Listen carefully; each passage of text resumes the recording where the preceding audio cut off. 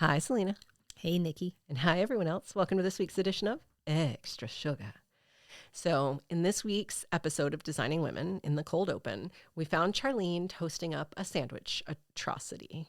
Nope, masterpiece in her as seen on TV diamond in the rough, a hot sandwich toasting machine. I don't know about you, but it very nearly inspired me to pull out the George Foreman and toast up a delectable grilled sandwich creation of my own. Of course, I didn't because I actually retired my George Foreman just last year.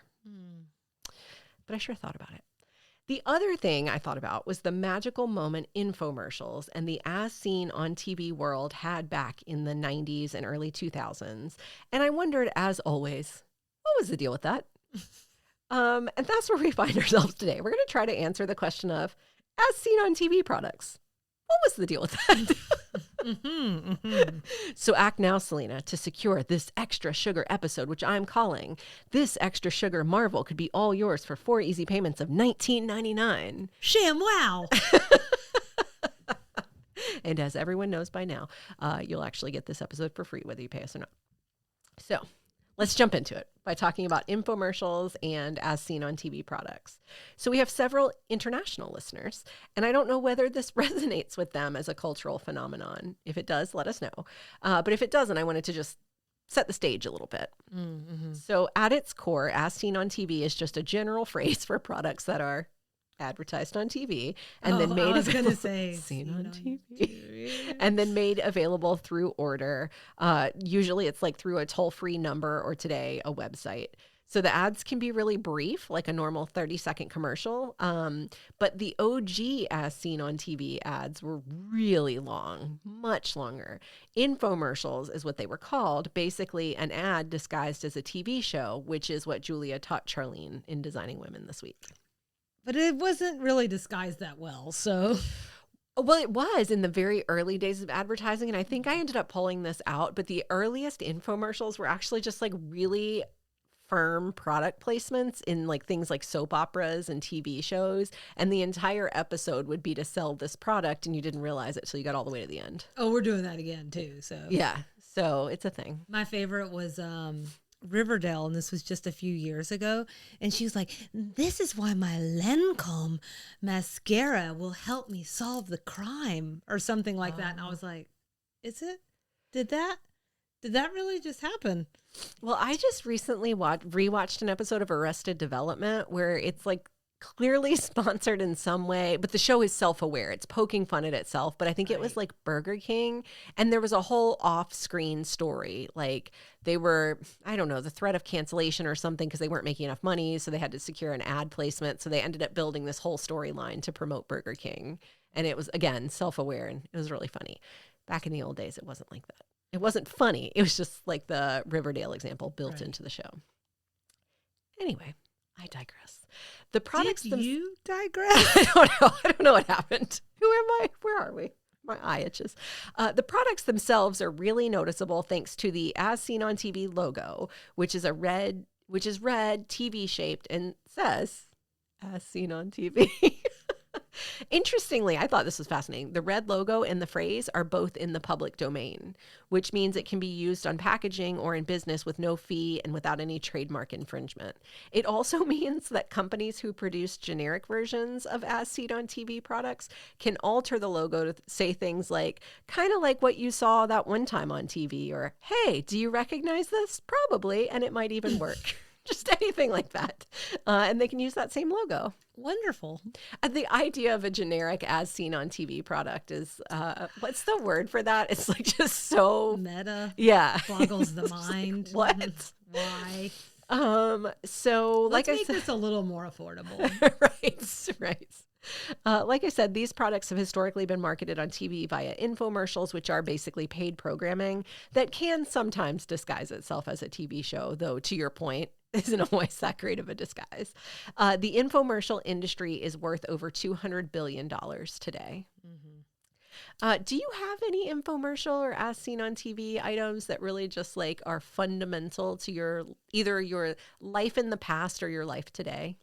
Like the George Foreman grill for me, like an indoor grill. This was life altering. My parents, incidentally, when that first came out, they went on a diet and all they could eat was grilled chicken. And the George Foreman grill was like life changing. We would George Foreman chicken like all the time for dinner.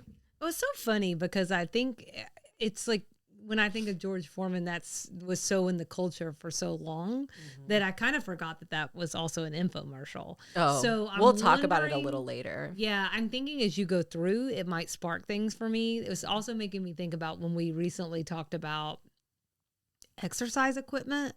And so definitely it puts me in the mind of like Suzanne Summers and I do think any and all of that does feel part and parcel to my childhood because it's what interrupted my cartoon time. Sure. Right. So that, and then today I don't know if anything feels that way just because I mean, apparently, would you say they're $200 billion? So they're making some money, but I guess they're finding me a different way. I don't know. Yeah. The other thing that I'll mention is that, like, I think it just maybe in the last decade, as seen on TV, stores went away because they were definitely in Sugarloaf Mills. That is always so weird anyway. Yeah. The weirdest little mall that ever was. What do you call that? Compilation of stores. So strange. Crocs outlet. There was an outlet for Crocs? What? The other products that when I immediately thought about an infomercial extra sugar, the other product that immediately came to mind for me was a rotisserie chicken maker. Okay. We used to watch this infomercial at my grandmother's house during the summer. And one summer in particular, I remember we watched the commercial and it just made the most juicy, delicious looking chicken. We left. And by the time we came back for Christmas break, she had one. Of course. My grandma also had a rotisserie chicken maker. Oh man, that one sold me. I wonder if Grandma's listening. Grandma, you still got that thing? I really want that chicken again. So infomercials really hit their stride in the late 80s and 90s, but their history dates back further than that, which I mentioned earlier. So like way back to the 40s, in fact. As long as TV has been a thing, people selling you things on TV has been a thing. According to an article I found on infomercial.com, this is also your weekly reminder. There is indeed a website for everything. The first infomercial is believed to have aired in 1949 on a local station in Ohio for the Vitamix blender. The infomercial in question was a 30-minute program showcasing the blender's features. Ultimately, it was designed to educate and inform viewers about how the product worked and what it could do. In the following decade, brands like Bulova and Chevrolet also toyed with hour-long informational programs about their products. Could you imagine an hour-long program about a watch? No. Casey's a watch lover. Could he imagine an hour-long program about a watch? He's also a car lover. What about a Chevy? Yes. I could see a Chevy for maybe an hour. They got a lot to show you. Show me some racetrack footage. I'd watch that. But a watch? Yeah. I don't know. Yeah. In the 60s and 70s, we saw less of the long-form advertising and more of what they call direct response TV or DRTV. That's more just like traditional TV ads. 20, 30 seconds, then they gave you a phone number where you could buy the product yourself. In 1978, the Federal Trade Commission, or FTC, began regulating infomercials, requiring them to note somewhere in the program that they were selling a product. Something interesting to note here is that while this is pulled out as the first big regulation to affect infomercials, I think the reason infomercials took off in the next decade is because actually legislation around TV advertising significantly let up in the years that followed 1978. So up to that point, there had been very strict TV ads ad regulations dating all the way back to the 50s and 60s, which influenced the way advertisers could approach TV programming. And then we talked about that with cartoons. Yes. So the FCC limited exactly how much advertising could be broadcast on TV down to the minute of the length of ads that could be featured in a given hour. Sponsors had to find less in-your-face ways of promoting their products than that hour-long infomercial. So they definitely existed, like I said earlier, but they weren't as prolific as they would become. And they were also like really limited into like, some TV channels would do like midnight infomercials. So they didn't have to go off air. Yeah. They could keep showing things and not run afoul of the law. Okay. So the Reagan administration worked to lift advertising regulations, which changed TV significantly. The government promoted a different approach to regulation of business, sort of in general, opting for I'm terrible with economics, so I'm just going to read this literally. You look like you want to say it. Free market approach. Is that what you were going to say? Close enough. Okay. They had much less involvement in how businesses were run, and this bled over into TV. They didn't need to regulate as much. They wanted the government not involved. So as a result, we arrived at the heyday of infomercials, the 80s, aptly known as the decade of excess. In the 80s, the infomercial landed in the 30-minute sweet spot. That's where we got gems like you mentioned earlier, some of the fitness stuff like the Thigh Master, which you also mentioned in this season's episode 18. Nope, that's not right. Episode 8. Incidentally, there's probably a fair amount of overlap between today's segment and that fitness trends segment. So I could have said that earlier. People might not have listened. So here we are. Gotcha. FTC doesn't regulate me. The decade also gave us the Juice Man, a juicing machine, and like a lot of get rich quick schemes. So by the 90s, as seen on TV, products were mainstream. There were products like the George Foreman, which I mentioned, George Foreman grill, OxyClean, which I just really loved the commercials for. I love a really good before and after. Like if you show me a really dirty thing, I just love it. Sure. The rise of cable TV and the use of satellite channels exposed the commercials to a much wider audience. But in the 90s, this particular type of ad got even more regulation. In fact, in 97, the FTC implemented the franchise rule, which required infomercials promoting business opportunities to disclose additional information to viewers. So like I said, in the 80s, they had like a ton of get rich quick schemes, and like people did not get rich quick and they lost a lot of money. So by 97, they were tightening down on that so that they were a little more straightforward about what they were selling people. That's good. Tellingly, the articles I used as source material for this part of the segment really dropped off after the 90s. They do mention more regulation of infomercials in the 2000s, issuing rules requiring infomercials to disclose all material facts about a product, including any limitations or conditions that apply to its use or performance. They also note that the rise of e-commerce substantially changed the way people purchase products, and then the rise of digital media changed the way people consume information. Both of which combine to make the infomercial format a little bit obsolete, though like I mentioned earlier, they definitely still make money. And they've even pivoted to leverage social media a bit more. So instead of giving you hour-long commercials on TV, they give you influencers selling you products for 60 seconds or whatever. So I think all of this leads to the next question of like, why? Of course, they're selling like fantastic products. So maybe that's explanation enough, but it does feel like there's something cerebral happening here. So there's really two ways you can look at this. We can look at the science and psychology behind advertising and the structure of the infomercial as an explanation for what made them so successful, or you could just like think about people and what makes people people. So let's talk first about the psychology and structure of the infomercial. I found an article on the National Media Connection website that talked about the 6 core strategies leveraged in an infomercial to make it an effective sales technique. Some of it was basic stuff that makes sense to me, like storytelling. They make really good use of that 30 minutes to an hour to tell you a story about their product and help you visualize it in your life. Another basic was graphic imagery and sound, lots of high quality images, maybe video of it in action. Again, all designed to make you see the benefits and maybe its value in your life. But 2 things that were a little more thinky to me were the principle of reciprocity and then creating urgency and scarcity. So the principle of reciprocity is just a social concept that you owe someone something in return for something they did for you. So an infomercial offers you some extended period of time of entertainment. So that might build enough goodwill in you that by the time you get to the end, you feel like you owe it to them to buy their product.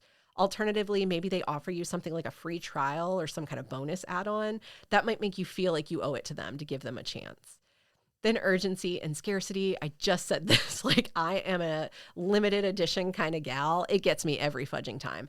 If you tell me there's only 4 of these in the world, I will go to the ends of the earth to get it.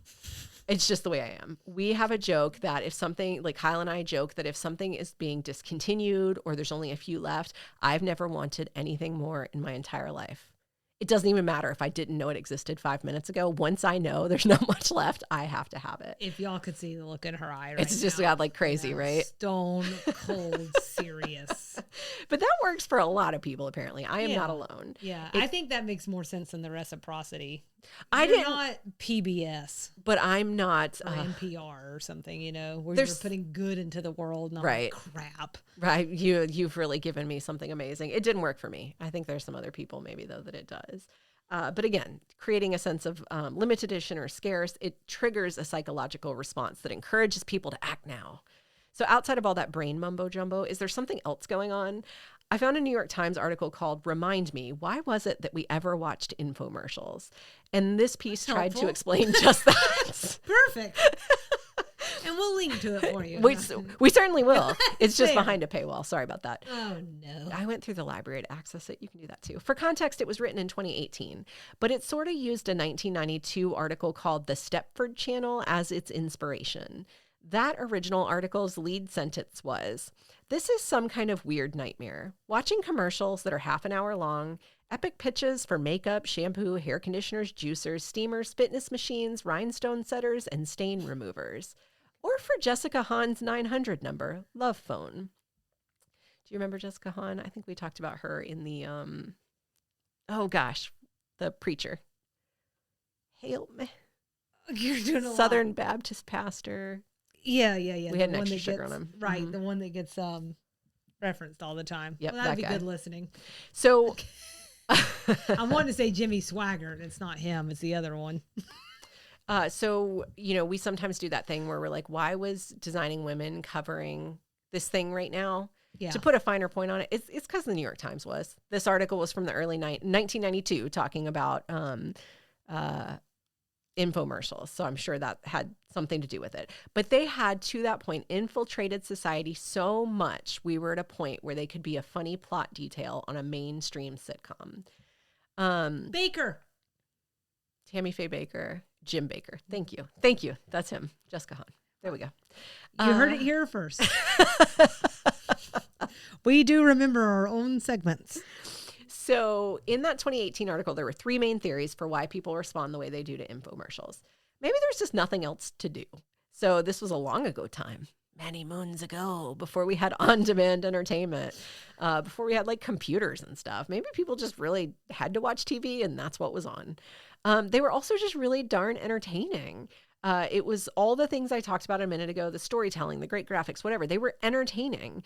Or really bad and worth making fun of. So SNL fodder. Well, the other part was actually a lot of times they featured long ago celebrities or stars like way past their prime. And, there's weird like phenomenon where we love to see previously famous and beautiful people get old and their lives kind of fall apart. Maybe some people watched it in that way. They wanted a front seat to that drama.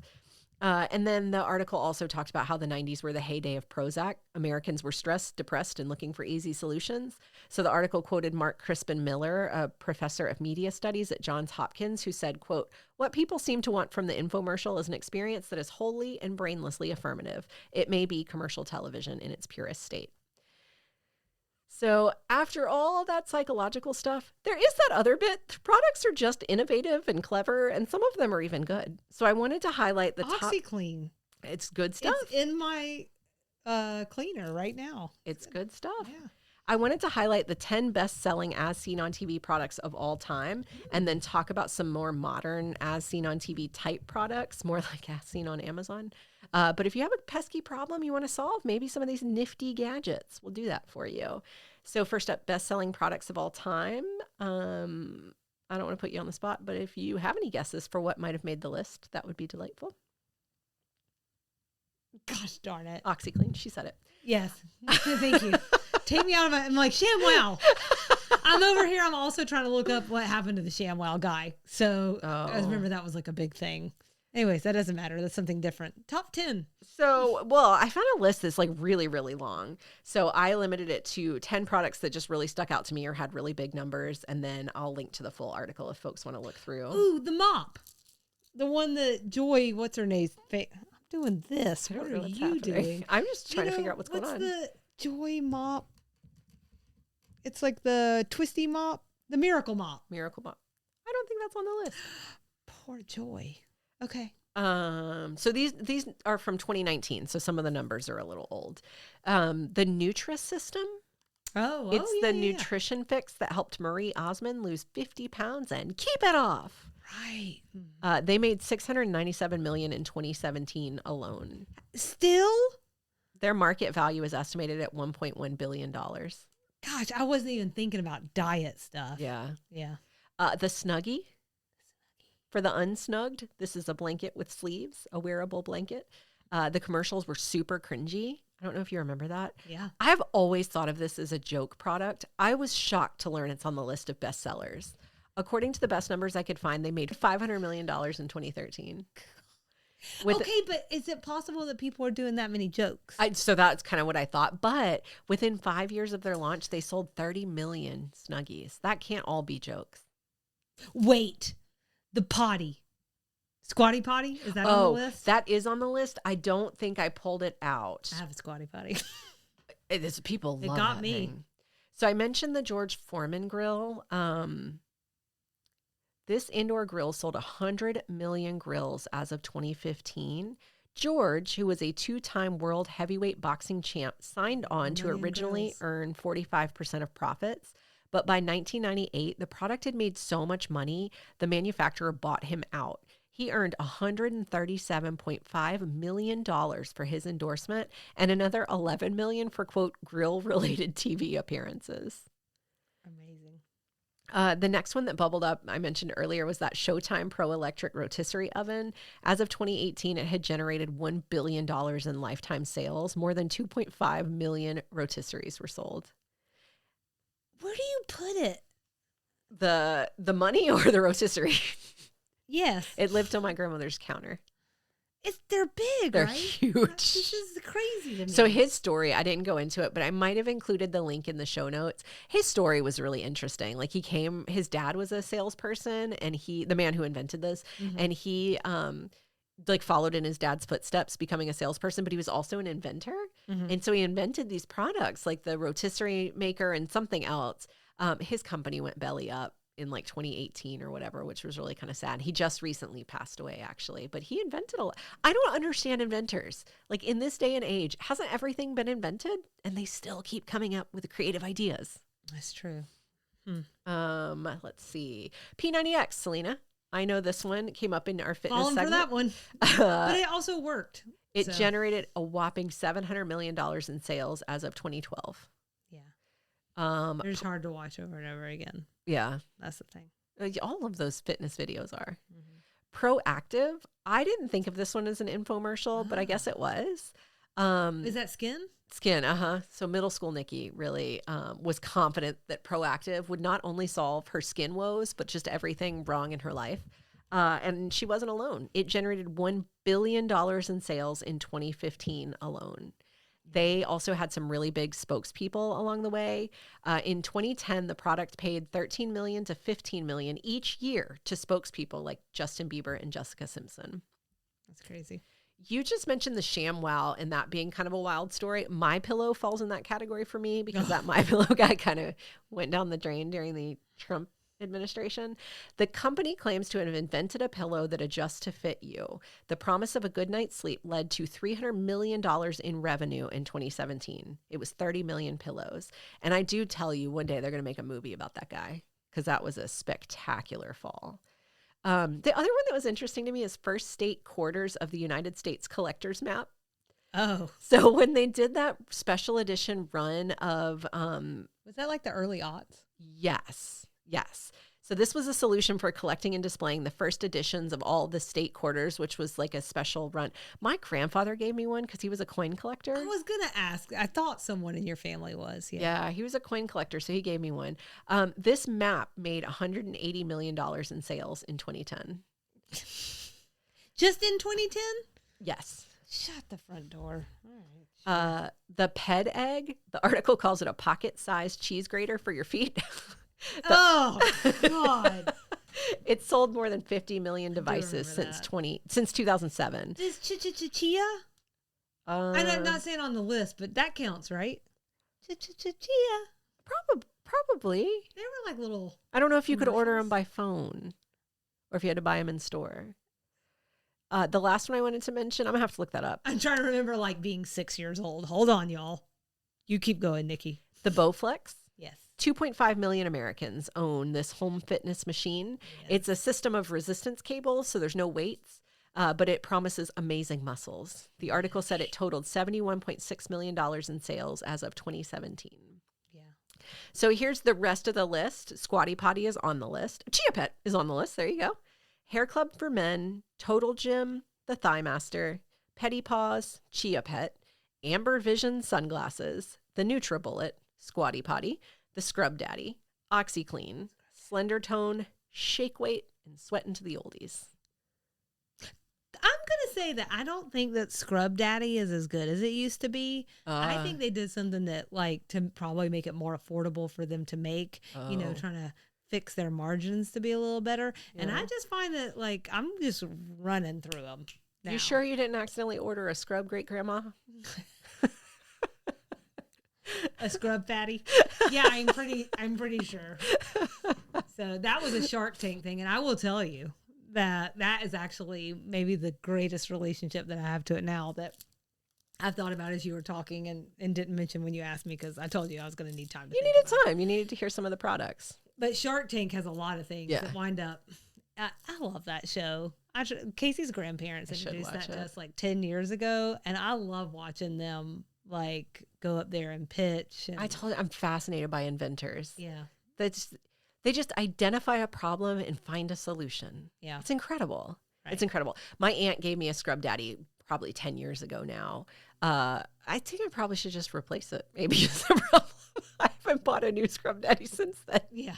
I just use it for washing like the tires on the car. So do you really? Yeah. Wow. So what about today? What are some as seen on TV or as seen on Amazon products you should consider in 2024, not 2014, which is what I wrote here. I'm going to link to maybe you should have considered them in 2014. Probably. I think I probably did, actually. I'm going to link to the full article of 31 products, but I can personally vouch for the UV glove. Mm-hmm. It offers heat protection. Glove. The UV glove. Oh, excuse me. Okay. It offers heat protection up to 540 degrees, making it 1,000 times easier to pull your biscuits out of the oven. It's just a glove you put on your hand. Was the biscuits your example or the? That's my example. Okay. I had a sweet tea and TV. Does Kyle use that for like barbecuing, smoking situation? He does when he pulls the meat off the grill. Mm-hmm. A reaching tool. This doesn't actually have a name, but it's like it has a handle you squeeze on one end that controls pinchers on the other side, and it's kind of long, so you can get in small spaces. You can grab hard to reach items. My stepdad had one the entire, like, as long as I remember. He finally bought me one a few years ago. They're very handy. Mm-hmm. No specific brand name. And then the drop stop car seat gap filler. You scunch it between your car seats and it keeps things from falling down in the gap. I bought it for my car and I loved it. Kyle hates it. That might be Shark Tank. I think it might be. I think you're right. I was personally interested in a couple, like the Tub Shroom. It's a bathroom drain protector, which keeps your hair from going down the drain and clogging it all up. Yeah. I really like that idea. And the weighted neck wrap, which can be warmed in the microwave or chilled in the freezer and then put around your neck. I have one downstairs. Is it good? Can you vouch for it? I can't vouch for it. Oh, what about the Squatty Potty? Can you vouch for that? Does it make things yes, easier? It does. I have to say that is not the thing that I want to vouch for. But so, everybody who has one does. The thing is like my friend had one and I just happened to be, I was like, anyways, I was like, wow, this thing is awesome. And so we got one is the bottom line there. Everybody says it works. Their marketing is very funny. Yes, that's a good example. Because I think some of these are supposed to be funny and ridiculous to get your attention, right? Yeah. So there you have it. Charlene made a throwaway reference to an as seen on TV product, and I successfully turned it into 29 minutes of nonsense. I love every minute.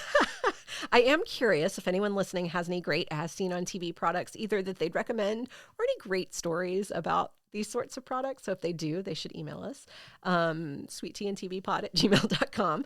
But by now, hopefully, you know the drill. Email us, DM us on social, check us out on the website, and share us with your family or friends. And come back next week with our take on Designing Women, Season 5, Episode 18.